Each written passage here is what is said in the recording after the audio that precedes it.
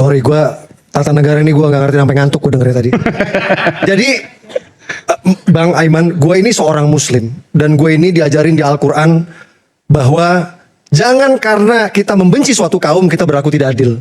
Surat Al-Maidah ayat 8 dibacakan pakai jilbab, silahkan cek. Oke. Sentimen anti Amerika ini luar biasa sekali di negara kita ini. Dan semua didasari sama kebencian buta. Tanpa mencoba adil seperti yang disarankan Al-Maidah ayat 8. Amerika tuh punya peran besar sekali pada kemerdekaan kita. Orang tuh ingatnya cuma 17 Agustus saja. Orang lupa pada 1945 Belanda balik membonceng pasukan Nika untuk melucuti yang waktu itu pengen melucuti tentara Jepang.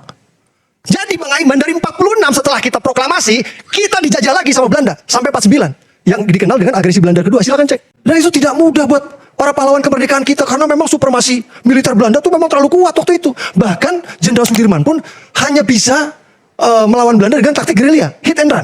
Apakah dengan hit and run itu efektif untuk mengusir Belanda dari bumi pertiwi? I don't think so. Tapi tiba-tiba tahun 49, tiba-tiba Belanda mudik karena ditekan Amerika, brother. Tahun 1949 Amerika itu tiba-tiba ngancem ke Belanda. Ya Belanda, lu kalau masih jajah Indonesia, gua stop bantuan. Bukan cuma itu aja. Amerika nyeret Belanda, lu duduk, dipaksa duduk berunding sama Indonesia. Itulah yang kita kenal dengan konferensi meja bundar di Den Haag. Tidak sampai di situ. Amerika juga bikin veto, bikin resolusi di Dewan PBB untuk menekan agar Belanda cabut dari Indonesia. Sampai akhirnya Belanda nyerah, bos. Udah deh, Bapak Amerika, gue nyerah deh, gue pulang deh.